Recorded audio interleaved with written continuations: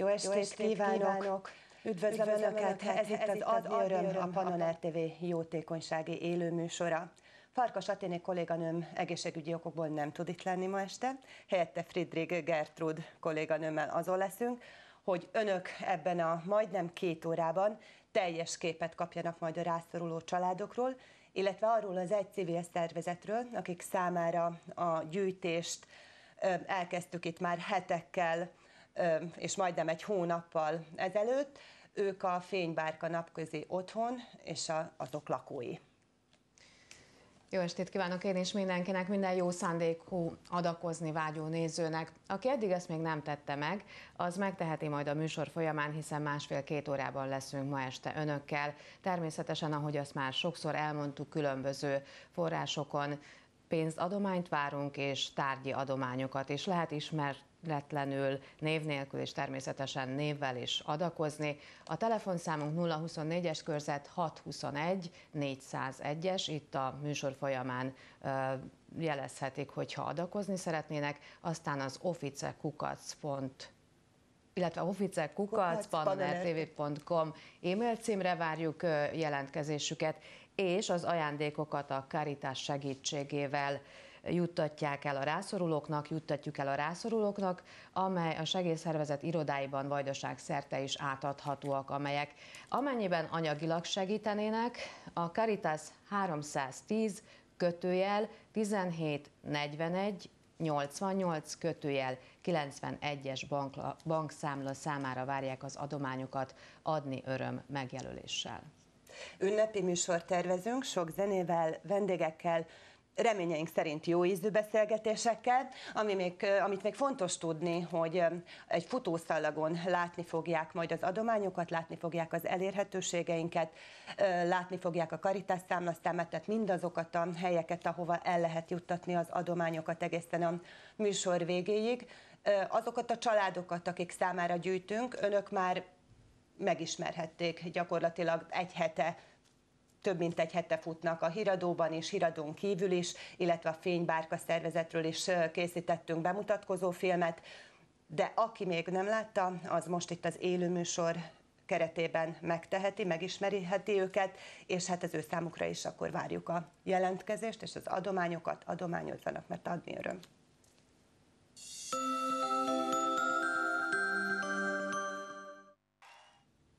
A Fénybárka Napközi Otthon az egyetlen szervezet, amely számára idén gyűjtést szerveztünk. A bárka halmozottan sérült fiatalok nappali ellátását és gondozását végzi, és a fénybárkások az Együtt Veled Értük Egyesület és a Magyarkanizsai Szociális Védelmi és Szolgáltató Központtal együttműködve létezik. Jöjjön a bemutatkozó kisfilm.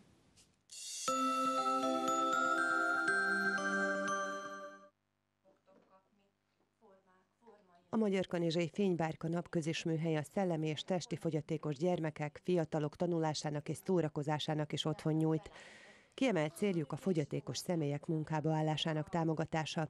Az otthonban üvegház, gölöncsér, papír és textilműhely is működik. Szeretném, ha benne lenne a tévében szavítájaim, meg én is benne akarok lenni, hogy lássanak a családaim, meg a mindenki, hogy én szövök, meg szoktam dolgozni. Nagyon. Ugye, Lívia? A napközi otthonban minden nap relaxációs gyakorlatokat tartanak, ami a súlyosan halmozottan fogyatékos gyerekek mellett nagyon jó hatással van a magatartás problémákkal küzdőkre és az érzékszervi sérültekre is. Ezt is tanulniuk kellett, hogy hogyan kikapcsolni a gondolataikat, hogyan pihenni egy kicsit. Tedd meg, amit tőled telik. Ez a gondolat van kiemelve a szobafalán, és e gondolat szerint bánnak itt mindenkivel. A Fénybárka léte ugyanis nem csak az itt dolgozók lelkes munkájától függ, hanem számos olyan ember segítségétől, odaadásától, akik megértették, mit jelent nyitott szívvel és nyitott szemmel élni. Boríték, és szép. A Fénybárka Napközi Otthon számára elsősorban pénzadományokat várnak. A Pannon RTV az adományokat a Caritas segítségével juttatja el. Az adományra szánt összeget a Caritas 310 /17 41 88 /91-es bankszámla számára Adni Öröm megjelöléssel küldhetik el, vagy leadhatják a segélyszervezet irodáiban Vajdaság szerte. Jelentkezésüket a 024 621 401-es számon, vagy az office@pannonertv.com e-mail címen is várjuk, már a műsort megelőző időszakban is.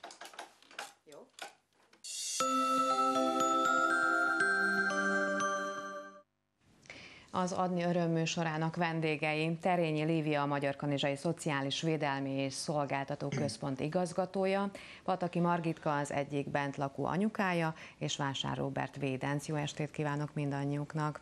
Köszönjük Önöket itt a műsorban. Mióta létezik a Fénybárka, és hogyan segítik ki egymást? A Fénybárka napközi otthon a szolgáltató központ keretén belül 2009 vége óta működik. 2009 előtt szinte 15 éves múltra tekint vissza, amikor is a civil szervezet, illetve még a Vöröskereszt kezdeményezésével és segítségével működött. A szülőkhöz fordulok most itt ebben a pillanatban szülőként. Mekkora jelentősége van annak, hogy létezik egy ilyen napközi otthon? Nagyon nagy jelentőség ez a mi életünkben, mert az én gyermekem is súlyos szellemi fogyatékkal él, és nagyon nagy segítség az nekünk, szülőknek is, hogy a Fénybárka napközibe tudjuk a gyermekeinket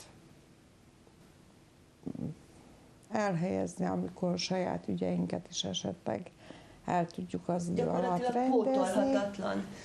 Igen, mondhatjuk. És hány órát jelent ez? Meg van szabva, hogy napi 4 órát, vagy 6 órát, vagy ha a szülőnek éppen arra van igény, akkor egész napot is akár? 2 napot van heti, vagyis napi 8 órát. De szeretne többet is ott tartózkodni, hogyha... Ha most ezt a műsort nézi valaki, és úgy érzi, hogy szeretne oda jelentkezni, van-e most hely? Hát jelenleg nincs, teljes kapacitással működünk. Tehát a fiataljaink, illetve a felhasználóink Kanizsa egész területéről, a Magyar Kanizsa község területéről járnak, és vannak olyanok, akik hetente 2-szer jönnek az egyik irányból, tehát Orom irányából, aztán a másik irányból, Horgos irányából úgy szintén 2-szer, és hogyha szeretnénk a felhasználók számát növelni, akkor először őket kellene többször elhelyezni, több napot elhelyezni nálunk. Robi, hogyan készültök a karácsonyra, az ünnepekre, a bárkában? Miket csináltok, készítettek-e valami ünnepi borítékot? Láttunk itt, mindenféle színes dolgokat.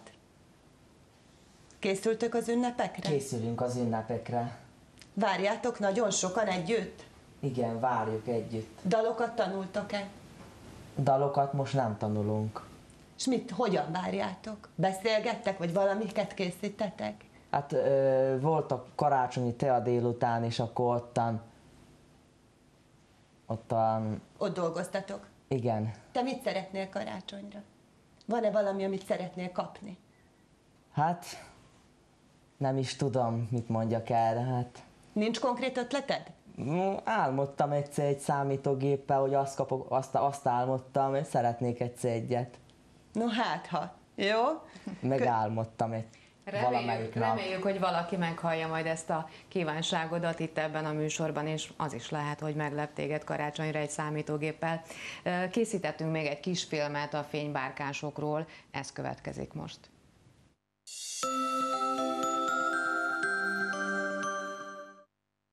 A Magyarkanizsai Fénybárka foglalkoztató műhely a halmozottan sérült fiatalok számára nyújt otthont.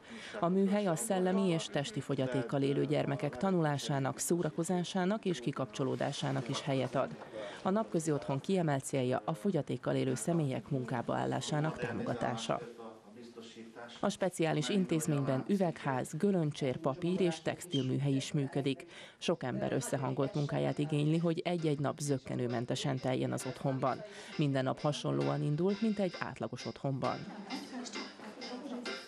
Reggeli előtt a kézmosás, reggelizés után el kell mosogatni, mosogatás után leülni egy kicsit beszélgetni, az a beszélgetőkör nevű napirendi pontunk, és még a reggeli előtt a reggeli tornát is el kell végezni, ez is benne van a napirendben. Az egésznapos foglalkozásokhoz hozzátartozik az önálló életvitelre való nevelés is. Berényi Gabriella vezetésével megterítenek a fiatalok. A védenceket megpróbáljuk mindinkább olyan feladatokkal megismertetni, amik a mindennapi életben való boldoguláshoz szükségesek. Tehát itt beszélhetünk egyszerűbb konyhai munkákról, háztartási munkákról, ebbe beletartozik a mosogatástól kezdve a mosás, teregetés, takarítás, stb.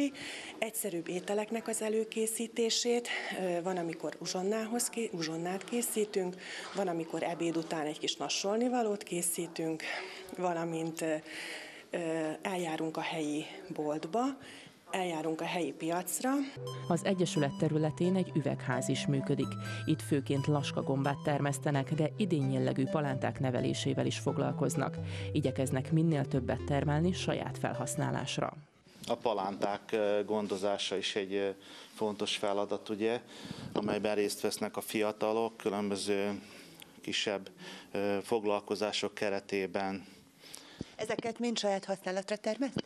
Igen, mindez idáig igen, tehát ebben merült ki a tevékenység, és hát a fiatalok örömére, ugyanis azt tapasztaltuk ott 2006-ban, amikor kezdetét vette a kertészeti tevékenység, hogy a fiatal és felnőtt értelmi fogyatékosok nagyon szívesen foglalkoznak konyhakertészkedéssel, és gondozzák ezeket a kis palántákat. Az üvegház fűtése jelenleg nem megoldott. Egy kézitüzelésű kályhával próbálnak állandó hőmérsékletet tartani, amely megfelel a gombák növekedésének. Egy új fűtőrendszer kiépítésére van szükség. A tervek már megvannak, de a kazán beszerzéséhez nincs elegendő eszközük. Ha megvalósulna a hőn áhított rendszer beépítése, az Egyesület akár teljesen önellátóvá válhatna, ugyanis télen is sokkal többféle zöldséget tudnának termeszteni és fogyasztani. Ez még mindig az Adni öröm. Bagi Ferenc, az Együtt veled értük Egyesület elnöke is csatlakozott hozzánk, illetve egy meglepetés vendég, Pégy Bolyán, a chess.com munkatársa. Jó estét, és mielőtt elkezdenénk a beszélgetést, hát került valami nem a fal alá, de az asztal alá. De tehettük volna oda is, csak akkor nem annyira látható. Az Együtt veled értük elnökének köszönjük most az ajándékot. Itt jelenleg 3 csomagot látunk, de természetesen minden családnak hozott ebből, tehát azt hiszem, hogy akkor dupla ennyi van.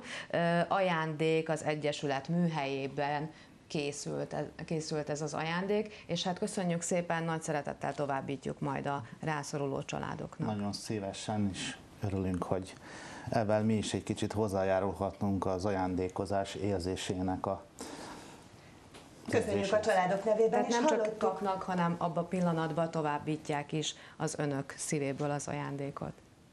Hallottuk a bejátszásból, hogy a fűtésrendszer kiépítése még várat magára az üvegházban. Eddig egyébként, amíg mi nem ajánlottuk fel azt a segítséget, hogy lehetséges, hogy gyűjteni tudnak majd maguknak, előtte kértek valakitől? Tehát már fordultak az irányba, hogy segítsen valaki?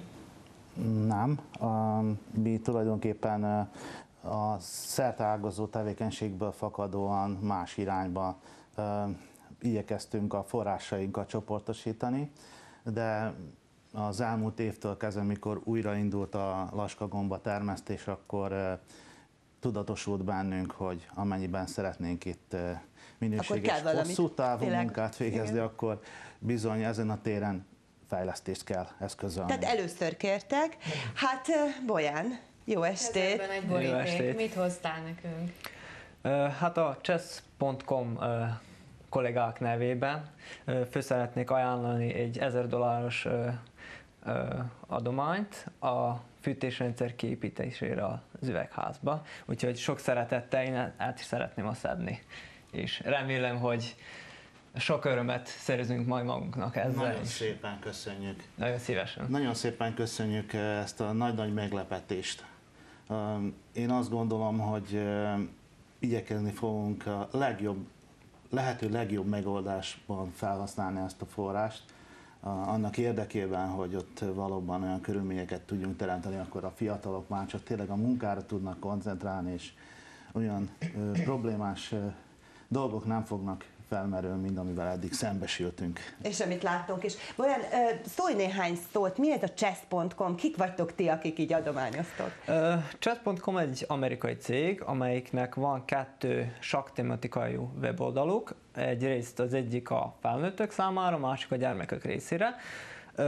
Az itteni kollégák olyan 1,5 évvel ezelőtt azt szerettük volna, vagyis csináltunk egy ilyen jótékonysági alapot a cégen belül, ahol minden hónap végén, vagy alkalmanként, amikor összejövünk, egy napi díjat még belerakunk, vagyis teszünk abba az alapba, és amikor van lehetőség, olyan 2-3 hónaponként ezt az adományt valakinek felállunk, amit összeszedünk. És akkor megnéztétek gyakorlatilag a bejátszásokat, és úgy döntöttetek, hogy akkor most a fénybárka lesz. Igen. Hát azt gondolom, hogy megszépítetted a napjaikat nagyon sok fiatalnak. Amit még el kell mondani, és hát amiről részben már tudnak, a képviselő sajnos nem tudott bejönni, Szalma Ernő, de a Szalma Bau pedig egy projektterv elkészítését ajánlotta föl a fénybárkások számára, és azt ígérték, hogy a következő évben, tehát 2016 év folyamán az Egyesülettel együttműködve lépésről lépésre kidolgozzák ezt a projekttervet ingyen és bérmentve, és akkor tudnak pályázni gyakorlatilag a konyha kiépítésére, ami segít az önálló életvitel megélésére és létrehozására a bárkán belül. Úgyhogy ez a másik ajándék. Fantasztikus érzéseket kaptunk ebbe a pár pillanatban, és azt gondolom, hogy ez a műsor, ezek a viszonyulások, ezek egy nyitott, integráló társadalmat feltételeznek, és én nagyon bízom benne, hogy ezek a felajánlások olyan megvalósulást tudnak majd produkálni, amelyek büszkeséggel fogják eltölteni a felajánlót is, és minket pedig eredményes munkához fognak segíteni. Ezt kívánjuk Önöknek. Köszönjük, hogy befáradtak a stúdióba, a műsorba. Boldog karácsonyt kívánunk mindenkinek.